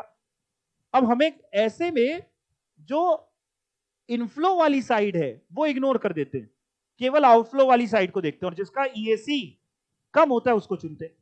दूसरा हो सकता है कि हमको क्वेश्चन में इनफ्लोज भी दिए हैं आउटफ्लोज भी दिए हैं, जहां पे आप एनपीवी निकालते थे। एनपीवी कौन सी चुनते थे, ज्यादा कि कम? ज्यादा। तो अब एनपीवी निकाली हमने, लेकिन दोनों की लाइफ अलग अलग है, तो हम ऐसे डिसीजन नहीं करते। हम एनपीवी को डिवाइड करते हैं पीवीआईएफए से। मान लो पहले वाला 10 साल की लाइफ है तो 10 साल के पीवीआईएफए से, दूसरा वाला 4 साल की लाइफ है तो 4 साल के पीवीआईएफए से। फिर एनपीवी को जब हमने ये डिवाइड किया तो ये कहलाने लगता है EAB, equivalent annual B for benefit. वो कॉस्ट थी, ये बेनिफिट है। इक्विवेलेंट एनुअल बोलो बेनिफिट। क्या लगता है, जिसका इक्विवेलेंट एनुअल बेनिफिट ज्यादा होगा वो चुने कि जिसका कम है? जिसका ज्यादा होगा। तो यानी दैट मींस जब भी लाइफ डिस्पैरिटी है तो डिसीजन एनपीवी के बेसिस पे होते ही नहीं है सर। डिसीजन या तो ईएसी होगा या ईएबी होगा। सिर्फ आउटफ्लोज की इंफॉर्मेशन है, इनफ्लोज की इंफॉर्मेशन नहीं है। तो ईएसी निकालेंगे, जिसका ईएसी कम होगा उसको चुनेंगे, और इनफ्लो आउटफ्लो दोनों की है। तो जैसे एनपीवी निकालते थे, निकालने के बाद फिर हम ईएबी निकालेंगे और जिसका ईएबी ज्यादा होगा उसको चुनेंगे। अब बताओ, कुछ कुछ बातें अगर जा रही हो तो इस पे आगे जाए, नहीं तो इसको यहीं खत्म कर दिया जाए। थोड़ी थोड़ी जा रही हैं, अच्छा साहब अगर आपके थोड़ी थोड़ी दिमाग में जा रही हैं तो जैसे ये एक क्वेश्चन है। अच्छा, इसका क्वेश्चन में अगर मैं एनपीवी आपसे कहूंगा, आईआरआर भी जैसे इन्होंने निकाला वो भी आपसे कहूंगा, ये आप निकाल लोगे? जब आप निकालोगे तो आप घर पे देखोगे दोनों में कॉन्फ्लिक्ट है, एनपीवी इसकी ज्यादा है, आईआरआर इसका ज्यादा है। अब कारण पता चला कि साहब लाइफ डिस्पैरिटी, क्योंकि ये तो एक ही साल है और ये 3 साल है। लाइफ डिस्पैरिटी समझ में आ गई? लाइफ डिस्पैरिटी में करते क्या है अभी बताया आपको। एनपीवी निकाली तो क्या निकालना पड़ेगा, ईए बी। क्या निकालना पड़ेगा, ईए बी। बड़ा आसान होता है, मैं बताता हूं कैसे। एनपीवी तक आपने निकाल लिया, अब ईए बी कैसे निकलता है सुनना। प्रोजेक्ट बी की बात करता हूं, पी और क्यू दोनों का निकालूंगा। पहले पी का ईए बी कैसे निकालूंगा सर? एनपीवी उठाऊंगा बेटा 1696400, डिवाइड करूंगा पीवीआईएफए से। पीवीआईएफए, लेकिन सर साल ही एक है। ईयर कितना है पी वाले प्रोजेक्ट में, कितने ईयर है? साल जो है ईयर वो कितने, एक। कैलकुलेट करो 1 डिवाइड बाई 1.12। 1.12 क्यों ले रहा हूं, 12% डिस्काउंटिंग रेट है, एक ही साल का है वही 1 पॉइंट, तो यानी 1 डिवाइडेड बाई 1.12, 0.893। ठीक है, अगर 3 डिजिट तक लेते हैं तो 0.893 डिवाइड करके बता रहे हो क्या? अच्छा बता रहे हो, 1696400 अपॉन 0.893, 1899664 कर देते हैं। 18,99,000 समथिंग, अप्रोक्सीमेटली 19 लाख अप्रोक्सीमेटली। ठीक है ना। क्यू वाले का क्या करें सर? क्यू वाले में बेटा यही एनपीवी उठाओ 3362800। ये कहां से उठा रहे हो सर? ये घर पे आप निकालोगे ना 3362800 एनपीवी। इसको डिवाइड करेंगे पीवीआईएफए से, लेकिन सर अब ये 3 साल का होगा क्योंकि 3 साल की लाइफ थी। तो 1 डिवाइडेड बाई 1.12, 1 2 3 और जीटी 2 पॉइंट, यानी डायरेक्टली देखो हमने 3 से डिवाइड नहीं किया। आप समझ पा रहे हैं, 3 साल की लाइफ तो 3 से डिवाइड नहीं होता। 2.40, 1 के बाद 8 है, 2 कर दें, 2.402 कर दिया मैंने। 3362800 अपॉन 2.402, 14 लाख। अब बताइए साहब, ये ईएबी निकला, जिसका ज्यादा है वो चुनेंगे, जिसका कम है कौन सा चुन लें? प्रोजेक्ट पी चुन लें। आंसर आ चुका है। प्रोजेक्ट पी का इन्होंने राउंड ऑफ करके 19 लाख ले लिया और ये 14 लाख की जगह ये ले लिया। अपना सही है, दोनों सही है, जो इन्होंने भी लिया वो भी ठीक है, अपना भी सही है। और किसको चुन लें? Based on EAB project P better है। तो आज की क्लास को मैं एक बार रिवाइज करा देता हूँ पूरा, शुरुआत से जो अभी तक पढ़ाया आपको। मैंने आपको ये बताया कि जब भी दो प्रोजेक्ट दिए हुए हों, दोनों का एनपीवी, दोनों का आईआरआर निकालेंगे। अगर दोनों में कॉन्फ्लिक्टिंग रिजल्ट नहीं है तो कोई भी बीमारी नहीं है, आराम से मस्त रहेगा। जिसका ज्यादा है वो चुन लेंगे। कॉन्फ्लिक्टिंग रिजल्ट है तो हम बीमारी की तह तक जाएंगे। बीमारी 3 तरीके की हो सकती है, time disparity, size disparity, life disparity. Time disparity होगी तो मॉडिफाइड एनपीवी, मॉडिफाइड आईआरआर निकलेगा। साइज डिस्पैरिटी होगी तो डिफरेंशियल कैश फ्लोज का आईआरआर निकलेगा, जिसके बेसिस पे डिसीजन होगा कि अगर IRR ARR cost of capital से ज्यादा है तो वो प्रोजेक्ट चुनेंगे जिसका नॉन डिस्काउंटेड कैश इनफ्लो ज्यादा हो। तीसरी है आपकी लाइफ डिस्पैरिटी में या तो EAC का केस होगा या EAB का केस होगा, एग्जाम में देख के करना। अगर सिर्फ कॉस्ट है तो EAC होता है, और सिर्फ मतलब दोनों है तो EAB होता है। ये EAB था। EAB तो इजी होता है, एनपीवी जैसे आप निकालते हैं वो निकाल लीजिए और एनपीवी को डिवाइड कर दीजिए PVIFA से, उसको चुन लीजिए जिसका EAB ज्यादा है। यानी एनपीवी के बेसिस पे डिसीजन ना करना। देखो अगर इस केस में कोई एनपीवी के बेसिस पे डिसीजन करता तो कहता प्रोजेक्ट क्यू बेटर है, सिर्फ एनपीवी देखो प्रोजेक्ट पी की कम है क्यू की ज्यादा है। जबकि आंसर क्या आया, जब हमने EAB निकाला तो पता चला पी करना चाहिए क्यू नहीं करना चाहिए। ठीक सेम तरीके से अगर सिर्फ आउटफ्लोज दिए होते तो उसको EAC से डिवाइड कर देते, मतलब EAC मतलब PVIFA से डिवाइड कर देते तो EAC आ जाता, और EAC जिसका कम होता वो करते। EAC के लिए भी वही, मतलब टोटल कैश आउटफ्लोज लीजिए और उसको PVIFA से डिवाइड कर दीजिए।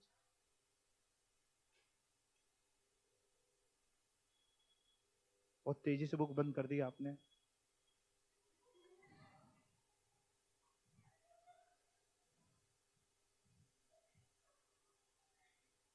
अब साहब एक काम तो आपको होमवर्क दे देता हूं, चैप्टर अपनी तरफ से फिनिश है, बुक ना बंद करिएगा।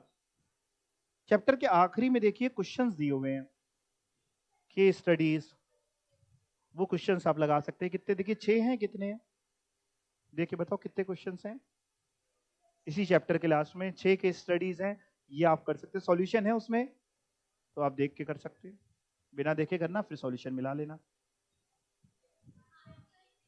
आंसर्स दिए सॉल्यूशन नहीं दिए, ठीक है, तो आपको सॉल्यूशन तो आते ही हैं, दिए तो हैं सॉल्यूशन। कहां चले गए, चैप्टर के बाद में जाना है, कहां चला गया, सबके में दिए हैं सॉल्यूशन।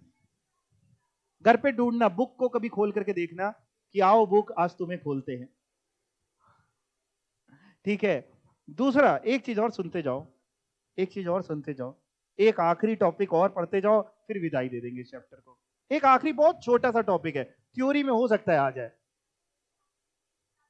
हाँ वही वही उसी बारे में ठीक है। एक छोटा सा बिल्कुल आखिरी टॉपिक, फिर इस चैप्टर को अपन विदाई दे देंगे। टॉपिक है कैपिटल रेशनिंग। अब ये होता क्या मैं आपको समझाऊं। सपोज करिए मेरे पास 3-4 प्रोजेक्ट्स हैं और सारे प्रोजेक्ट इंडिपेंडेंट हैं, म्यूचुअली एक्सक्लूसिव नहीं है। सर अंतर क्या होता है इंडिपेंडेंट में और म्यूचुअली एक्सक्लूसिव में। म्यूचुअली एक्सक्लूसिव जैसे शादी होती है वो होता है, सिर्फ एक को चुन सकते हैं, बहुत बढ़िया, देख रहे हैं आपको शादी का भी ज्ञान देता चल रहा हूं। इंडिपेंडेंट प्रोजेक्ट्स क्या होते हैं कि ऐसा नहीं है कि हमने प्रोजेक्ट ए को चुना तो बी को नहीं लगा सकते, ए को भी कर सकते हैं बी को भी कर सकते हैं, ऐसा सच है जितने इंडिपेंडेंट हैं हम 2 भी लगा सकते हैं 3 भी लगा सकते हैं। कैपिटल रेशनिंग कहां पिक्चर में आती है। सपोज करो इन्होंने कोई एग्जांपल दिया क्या, मान लो ये हमारे पास ABCDE ये प्रोजेक्ट्स है, ये सब इंडिपेंडेंट प्रोजेक्ट्स है, इनकी कॉस्ट दी है और इनकी एनपीवी भी निकाल दी, आपको नहीं निकालनी एनपीवी, सबकी पॉजिटिव एनपीवी है। एज फार एज जब तक सारे इंडिपेंडेंट प्रोजेक्ट्स हैं, सबकी पॉजिटिव एनपीवी है, तो कुछ दे के ही जा रहा है, प्रोजेक्ट लेके तो जा नहीं रहा है।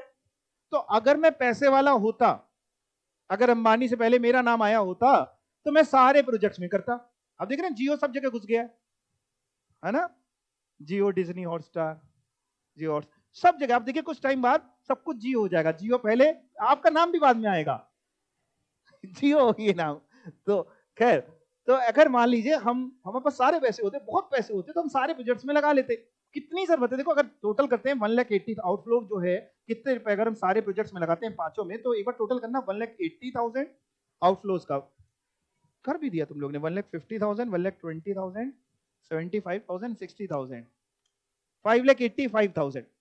तो अगर मेरे पास 5,85,000 रुपए हैं तो टेंशन की कोई बात नहीं, सारे प्रोजेक्ट कर सकते हैं। लेकिन अगर मेरे पास कम पैसे, लेट्स से मेरे पास 3 लाख रुपए हैं, 4 लाख रुपए हैं, और मैं समझना चाहता हूं, चुनना चाहता हूं कि इनमें से कौन सा प्रोजेक्ट को करूं, सब तो कर नहीं पा रहा हूं क्योंकि पैसों की कमी, हर इंसान के पास कोई ना कोई रिसोर्सेस की लिमिटेशन है। तो कैपिटल रेशनिंग वहां पे आती है जहां कैपिटल की कमी हो। वर्ड बना है कैपिटल रेशनिंग। रेशनिंग एक तरीके की है रैंकिंग, कि अपने पैसे को कहां से हम लगाएं, किस पे लगाएं। ऐसे में हम करते क्या है, सुन लो। ऐसे में हम प्रोजेक्ट का पीआई निकालते हैं। पीआई आपने सीखा था, प्रॉफिटेबिलिटी इंडेक्स। कैसे करते हैं?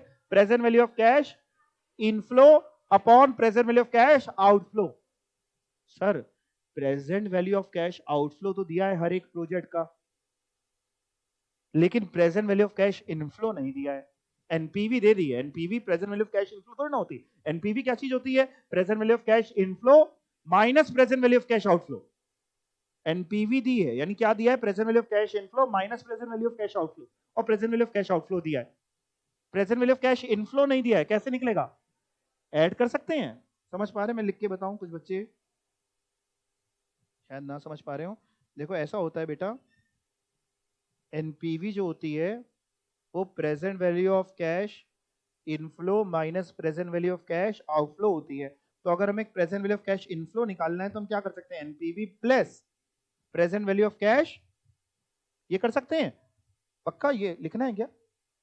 कर सकते हैं, कर सकते हैं। तो यहां पे पहले हम निकाल देते हैं present value of cash inflow.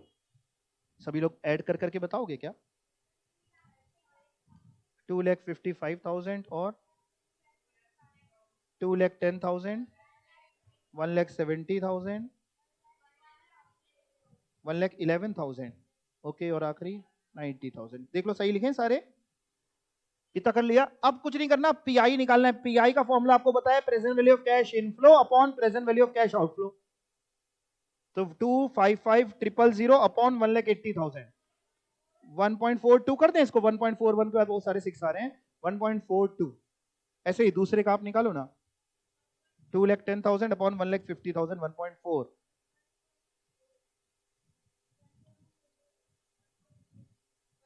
इसका भी 1.42 और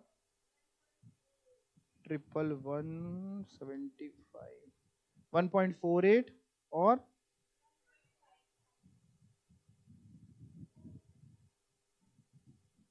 1.5। अब पीआई के बेसिस में किसको चुनना चाहिए? नहीं, जिसका पीआई ज्यादा हो कि जिसका पीआई कम हो। तो पहले रैंकिंग कराना। फिर आपको एक बहुत बड़ी बात बताऊंगा। पहली रैंकिंग किसको दे रहे हो? इसको, ई को, फिर 2, फिर इसको दिए दोनों को 3 3, और फिर 4। यहां तक बात समझ में आ गई? अब मान लो, सपोज करो आपके पास 3 लाख रुपए हैं। आपके पास कितने रुपए हैं? 3 लाख। थोड़ी देर ऐसा मानना कि आपके अपने रुपए हैं, खून पसीने से कमाए हुए, तभी आंसर सही आएगा। एफएम में जब भी क्वेश्चन सॉल्व किया करो तो ये सोचा करो ये आप ही व्यापार लगाने जा रहे हो, तो आपका दिमाग अपने आप चलने लगेगा। 3 लाख रुपए हैं और आपको इनमें से ऐसे प्रोजेक्ट पकड़ने हैं जिस प्रोजेक्ट के कॉम्बिनेशन से आपकी एनपीवी हाईएस्ट आए। एनपीवी का जब हम टोटल करें, मतलब मान लो अगर मुझे कोई बच्चा कह रहा है सर मेरे पास 3 लाख रुपए हैं, तो एक काम करते हैं सर, हम ये, सुनते जाना बहुत ध्यान से, हम सर ये और ये प्रोजेक्ट कर लेते हैं। तो अगर ये और ये करते हैं तो रुपए कितने यूज हुए? 1,80,000। 3 लाख या उससे कम यूज होने चाहिए, प्लस 60,000, 240। अभी भी 60,000 कम है, लेकिन 60,000 और कुछ कर नहीं पाएंगे। और उसके एनपीवी का जो टोटल होगा वो 75 और 30,000 होगा। कितना होता है? 1,05,000। अब अगर किसी और बच्चे ने आंसर निकाला जहां पे एनपीवी का टोटल 1,05,000 से ज्यादा आ गया, तो आपका आंसर गलत हो जाएगा, उसका सही हो जाएगा। मतलब आपको 3 लाख को यूज करते हुए ऐसा कॉम्बिनेशन फ्रेम करना है जहां पे हाईएस्ट मैक्सिमम टोटल एनपीवी आए, उससे ज्यादा एनपीवी आ ही नहीं सकती। जिसके लिए बेस आप केवल पीआई लेते हैं। पीआई आपको आंसर निकालने में मदद कर सकता है, बट पीआई आंसर नहीं निकाल के दे सकता, दिमाग अपना लगाना पड़ेगा। मतलब मैं अगर आपको कराता हूं जिससे कि जैसे सर आपने कहा कि सर सबसे ज्यादा पीआई है पहले ये सबसे आखिरी वाले प्रोजेक्ट का, तो सर ये तो करना ही चाहिए, चलो ये अगर करते हैं तो 60,000 रुपए इसमें लग गए। फिर आपको लगता है सेकंड वाला करना चाहिए तो 75 इसमें लग गए। 3 लाख रुपए अगर हमारे पास है तो 60,000 और 75,000 यानी 1,35,000 लग गए। 3 लाख में अभी हमारे पास बचते हुए 1,65,000। अब उसमें से हम कौन सा कर सकते हैं? सर ए तो कर नहीं सकते, ए करेंगे तो दिक्कत हो जाएगी। ए क्यों नहीं कर सकते? 180 है तो 3 लाख ज्यादा निकल जाएगा। तो उसका थर्ड रैंकिंग सी वाले की सी पकड़े, 1,20,000 का ये कर ले, तो अभी भी 45,000 रुपए बचे, बट 45 का कोई यूज नहीं है। और जो एनपीवी का टोटल होगा वो ये इन तीनों का टोटल 50,000, 36,000, 30,000, 1,16,000, 1,16,000 की एनपीवी मिलेगी अगर हम प्रोजेक्ट चुनते हैं सी डी ई। अब लेट से अगर कोई बच्चा इससे ज्यादा एनपीवी निकाल देगा उन 3 लाख रुपए में, तो हमारा आंसर गलत बोल दिया जाएगा, उसका सही बोल दिया जाएगा। अब आपको अपना परम्यूटेशन कॉम्बिनेशन में ढालना है कि सर अगर ये नहीं ये चुने तो क्या होगा। आपका एम क्या है, एम समझ गए? 3 लाख में ज्यादा से ज्यादा एनपीवी चाहिए। चुनो ना, अभी करो। 3 लाख में कॉम्बिनेशन में डालने, बस तुक्का बिठाना है। कौन कौन से कर ले? ए और सी। तो एक बार चेक कर लेते हैं, अगर ए और सी करते हैं तो पैसे लगेंगे 1,80,000 और 1,20,000, 3 लाख, और एनपीवी मिलेगी 75 और 50, 1,25,000। अब बताओ, नहीं एक मिनट रुको, तो ये वाला, इसका मतलब ये वाला आंसर गलत हो गया, सी डी ई गलत हो गया। क्यों सी डी ई गलत हो गया? पीआई सिर्फ एक बेस दे रहा है आपको, पीआई आपको कंक्लूजन तक नहीं पहुंचा सकता है कैपिटल रेशनिंग में कभी भी। कैपिटल रेशनिंग में हमेशा अपना दिमाग लगता है। तो ए और सी, अगर कोई बच्चा इससे भी ज्यादा निकाल दे, हर्षिता कुछ निकालने वाली, बताइए बताइए बताइए। बी डी ई कह रहे हैं, मैं एक बार टोटल करूंगा, कहीं 3 लाख ज्यादा तो नहीं हो गया? नहीं नहीं एक मिनट, बी डी ई में 1.5 लाख बी में है, डी में 75,000 है और ई में 60,000, 2,85,000, और एनपीवी का टोटल 60,000, 36,000 और 30,000, 1,26,000। अगेन हमारा अब ये जो ए और सी वाला आंसर था ये गलत हो चुका है, क्योंकि हमारे जब खुद के पैसे लग रहे हैं 3 लाख रुपए हैं जिसका कोई और ऑल्टरनेटिव यूज नहीं है हमारे पास, तो फिर बी डी ई अभी तक बेटर आ रहा है। अगर कोई बच्चा इसके अलावा भी निकाल देता है तो वो सही होगा। अब एग्जाम में आपको करना क्या है सुनिएगा, बोलूं मैं? कैपिटल रेशनिंग क्वेश्चन आखिरी में सॉल्व करना है, पहली चीज। दूसरा काम, कैपिटल रेशनिंग में पहले पीआई निकाल लेना, और फिर आप रफ में नहीं सॉल्व करना। कैपिटल रेशनिंग होता ही हिट एंड ट्रायल मेथड है, फिर आप रफ में नहीं सॉल्व करना, फिर आप ऑल्टरनेटिव सुनाना। Let's say if we select, लिख के बताना उसको, if we select project C D and E, then total outflow required will be, outflows का total, and total of net present value will be this। फिर एक line छोड़ के, if we select project A and C, या जो भी आपके दिमाग में उस समय आया वहीं पे आप करते जा रहे हो, वहीं पे आप बताते जा रहे हो। ये काम आप कब कर रहे होगे? जब आप बाकी पेपर कर चुके होगे। तो ये होता फिर आपको जिसमें दिखे कि आपके हिसाब सबसे ज्यादा आ गया, therefore amongst the above alternatives project BDE should be selected। ऐसा नहीं कि हम कह रहे हैं बीडीई आंसर हो गया, आप घर पे निकालिएगा। अगर आपको लगता है कि इसके अलावा कुछ और चुन लेंगे तो 1,26,000 से भी ज्यादा हो जाएगा तो वो आंसर हो जाएगा। समझ गए हैं? तो पीआई निकाला ही क्यों फिर? सिर्फ एक बेस दे देता है पीआई, एक मदद करने की कोशिश कर देता है, बाकी पीआई का ज्यादा कोई रोल नहीं है।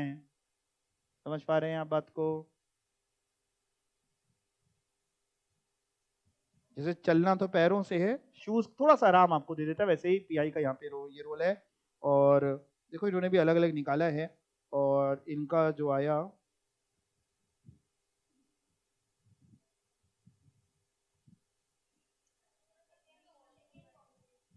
इनकी एनपीवी यहाँ पे ज्यादा आ रही है, और जो थी क्या था, यही था आप लोगों का भी, बीडीई।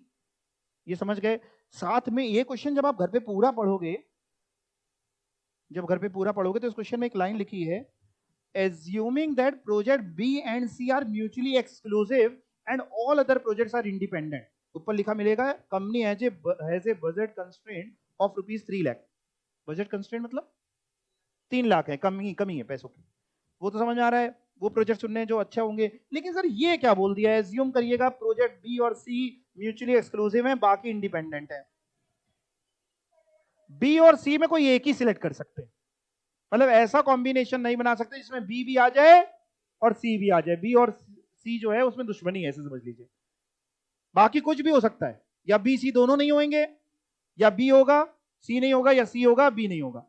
बाकी उसके साथ कोई भी आप परम्यूटेशन कॉम्बिनेशन फिट कर सकते हैं। और सर अगर ये लाइन ना लिखी होती है, assuming that project B and C are mutually exclusive, ये ना लिखी होती, केवल लिखा होता ऑल प्रोजेक्ट्स आर इंडिपेंडेंट, तो जो कॉम्बिनेशन बनाना है, do whatever you like to do man, वो आप कर सकते हैं। समझ पा रहे हैं? तो अगर कैपिटल रेशनिंग का क्वेश्चन आया, पहली शर्त आप आखिरी में करिएगा, दूसरी शर्त कर लीजिएगा, ठीक है, क्लियर। ऑल्टरनेटिव्स करके करेंगे तो कहां पे रुकेंगे ये सोच रहे हैं। हाँ, अगर 2-3 ऑप्शन आपने दे दिया और किसी और का आंसर आपसे ज्यादा आ रहा है तो आपका नंबर, आपके नंबर मिलेंगे, कम मिलेंगे, गलत होगा आपका, क्योंकि स्टेप मार्किंग कर देगा। तो आखिरी में जब आप कर रहे होंगे तो फिर आप देख रहे हैं टाइम है और थोड़ा परम्यूटेशन कॉम्बिनेशन, ऐसे 3-4 आप ट्राई कर लेंगे ना तो उसमें आपका फिट हो जाता है। आखिरी में टाइम ही नहीं होगा तो फिर अगर छूटेगा तो यही छूटेगा, है कि नहीं। तो अब हम लोग कैपिटल रेशनिंग के बाद इस चैप्टर को विदाई दी जा सकती है, खत्म। ठीक है, थैंक यू सो मच।